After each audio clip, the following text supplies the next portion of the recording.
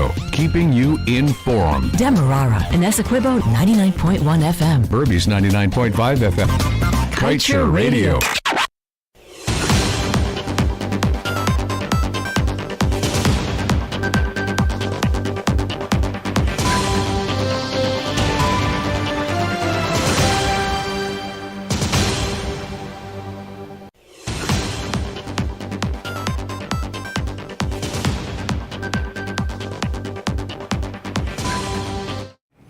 Good day, welcome to your main newscast on Kaieteur Radio. I'm Kevin Smith.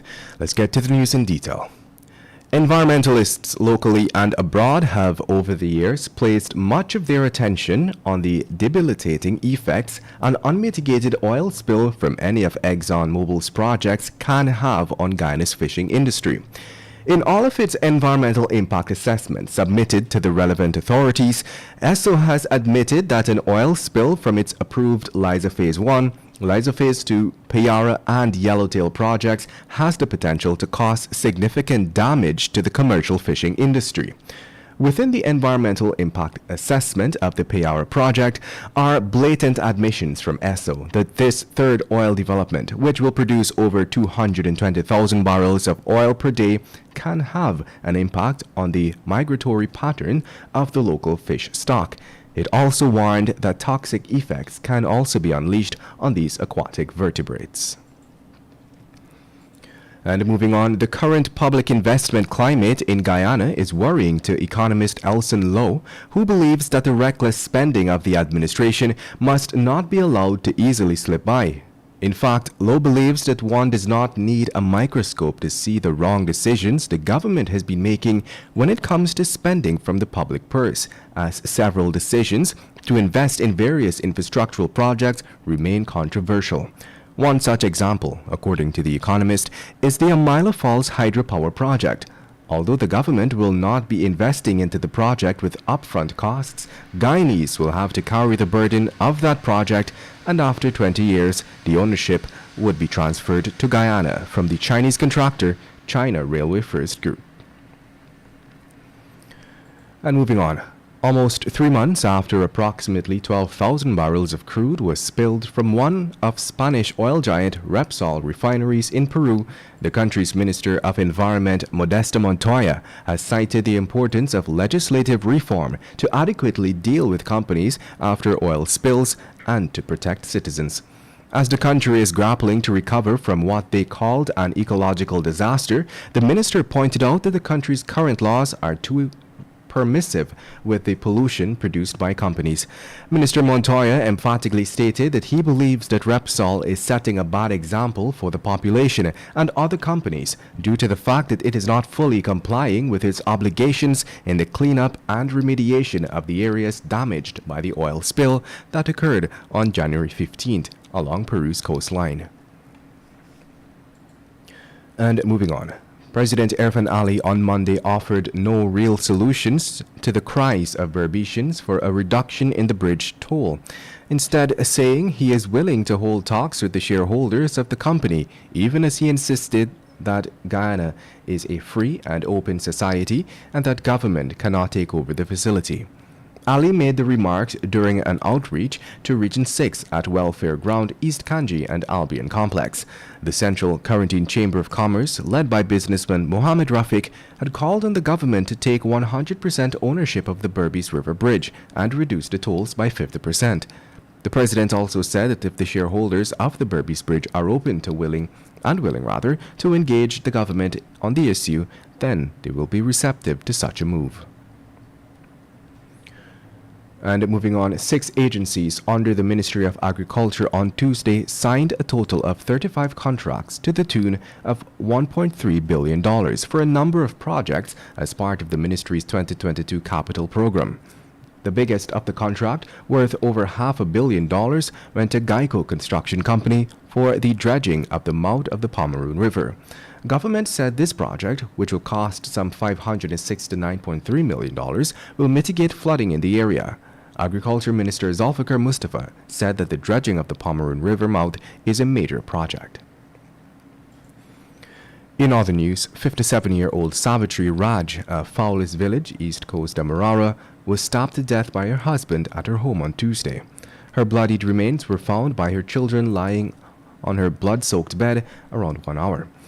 Police have since issued a wanted bulletin for the dead woman's husband, Vajimal Raj, also age 57, a fisherman.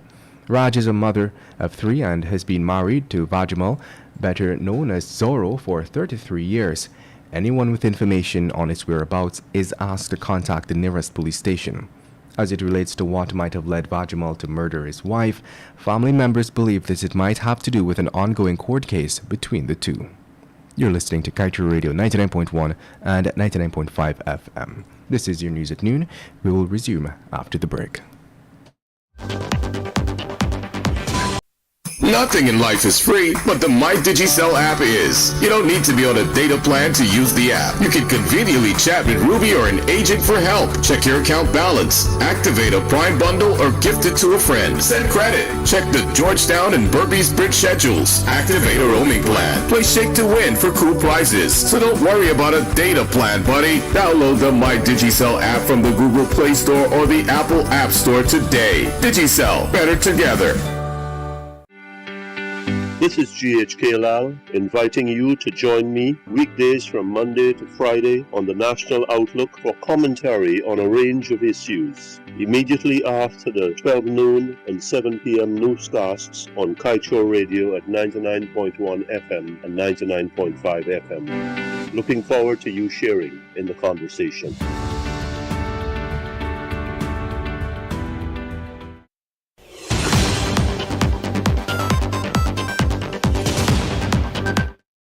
Welcome back. Let us continue with the news.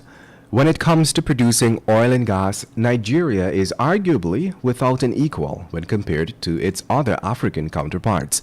Not only is it the largest oil producer in Africa, but it also holds the largest natural gas reserves on the continent, raking in over $34 billion in 2019.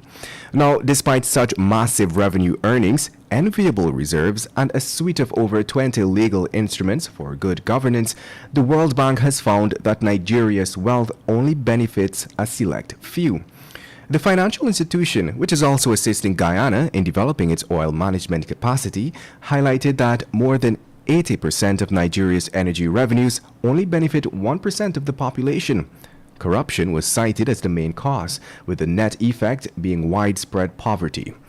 Oxfam America, a confederation of 19 independent charitable organizations, has also noted that in Nigeria, the scale of economic inequality has reached extreme levels as there is an accumulation of obscene amounts of wealth by a small number of individuals. The international body pointed out that the combined wealth of Nigeria's 5 richest men amounts to $29.9 billion, more than enough to end extreme poverty at a national level. Oxfam America, the World Bank, and many other international organizations have cautioned new oil-producing states like Guyana would be wise to pay rapt attention to the mistakes by these and other nations as it pursues the development of its newfound wealth. They have warned that laws by themselves do not mean a country is bound to be a success story with oil and gas.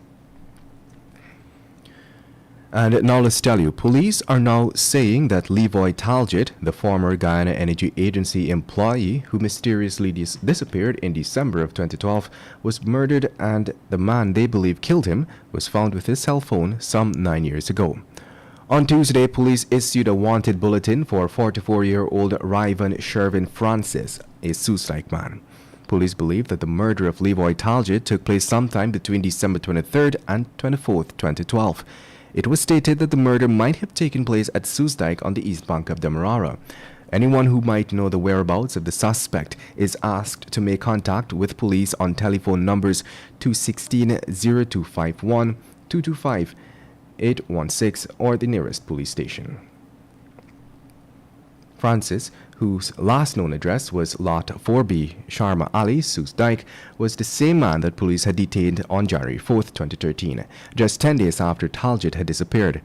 He was 32 years old at the time, and police were able to locate him, tracing Talgett's cell phone. With the time now moving on to 12 hours 17, we wrap things up with the page 7 of today's Kaieteur News. Jagdeo to the fishermen, drop your nets and follow hemp. Amid the economic and other crisis in this land, Vice President Bharat Jagdeo over the weekend told fishermen, farmers and other Berbetians that the soon-to-come hemp industry is a worthy alternative to their daily troubles. His remarks were aimed at appeasing fishermen who have suffered immensely due to low catch and now rigid relations in neighboring Suriname. For several months, fisherfolk have been crying out about low catch, presumably as a direct result of oil drilling activities offshore Guyana.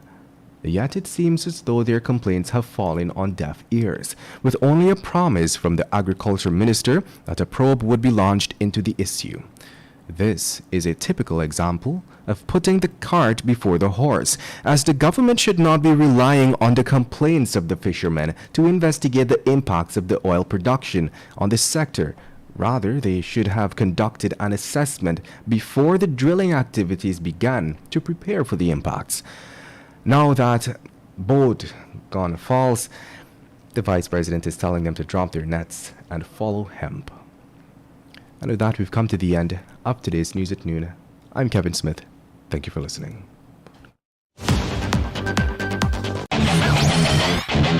Want value for your advertising dollar? Then place your ads on Kaieteur Radio's Newscasts. Streamed live on 6 different mediums, reaching hundreds of thousands. Advertise today and watch your dollar grow.